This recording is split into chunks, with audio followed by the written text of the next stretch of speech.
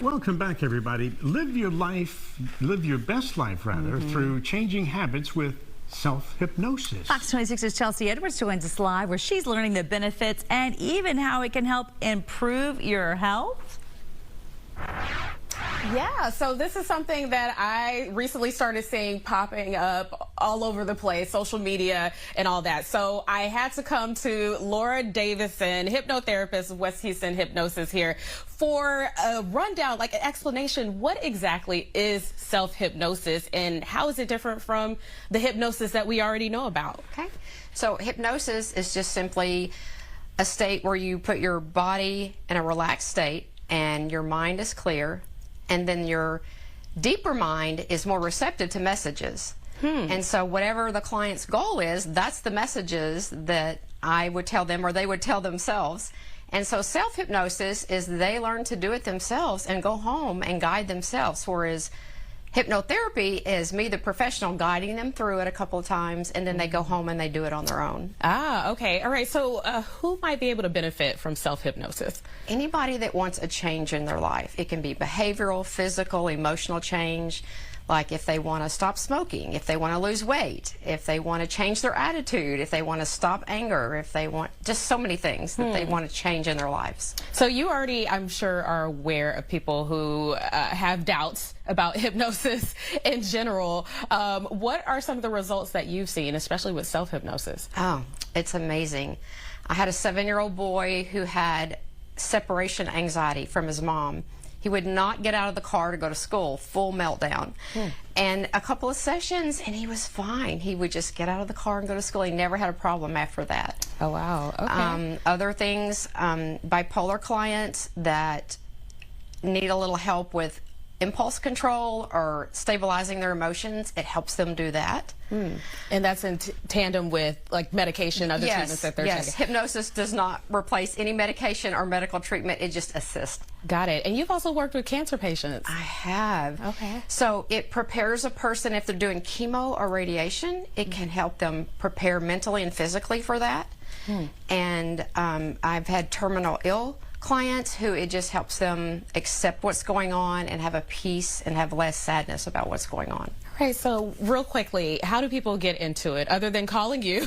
Are there some other options out there as well? Yes, they can reach out to a hypnotherapist. There are books where they can read about how to do it on their own. You can go online and there are little tutorials about it. Okay, so there are some options out there. Yes. Okay, all right. Well, I've got to give this a try myself. So coming up in the next hour, we'll give you the whole rundown. We'll do a little sample, and I'll tell you how I feel about it after that. All right. Thank you so much. All right, send it back to you guys. Oh, we're anxious to see that. Well, it can cure anxiety, sleep issues, and even boost your self-esteem, we're told. This morning, we're going down the rabbit hole that is self-hypnosis. And Chelsea Edwards is getting a lesson live at West Houston Hypnosis. Hey, Chelsea. Hey there, you guys. During the break in between from my last segment, I did a full session, and I can tell you I'm definitely feeling motivated to achieve some things. So for those viewers who didn't see all of what we talked about last session, let's give them a little recap. What exactly is self-hypnosis and how can it help? Okay, so a state of hypnosis is where you relax the body and you clear the mind. And then the deeper mind is more receptive to messages. And so the messages that you get are whatever your goal is. And so if you go to a hypnotherapist, we're guiding you through that process. And then I'm teaching you how to do self-hypnosis. And so when you go home, you guide yourself through it. And how quickly do people tend to see results? Immediately. Okay, all right. And they learn it, they pick it up just like that? Yeah, sometimes they may need 2 sessions. And I'll send an audio recording so that they can practice. And the more they practice, the better they get at it. And chronic issues, you need to use self-hypnosis for chronic issues like anxiety, pain, insomnia, eating problems. The neuro pathways take a little bit longer to change for that, so that's important for self-hypnosis. And so we did my session, as I mentioned a little while ago. My focus, thank you. My focus was really having that motivation to do self-care as a mom and being busy and all that. And now that I've done it, How would you compare it to meditation? Because there were some similarities that I felt. How would you explain the difference?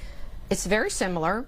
With meditation, a lot of times the goal is just to be calm and still, but there are no messages. So with hypnosis, you add those messages as to whatever your goal is. What if I want to change something physically, behavioral-wise, emotional-wise, you add those messages. Okay, I want to give people a little taste of what we did. So I'm going to lay back down and go ahead and guide me. So take a deep breath and blow it out slowly. And start relaxing your muscles. Scan your body and look for any tight muscles and relax those muscles. I'm going to do a fast version. And then I want you to think of a beach. You sitting on a beach. Everything you see, everything you hear, everything you feel.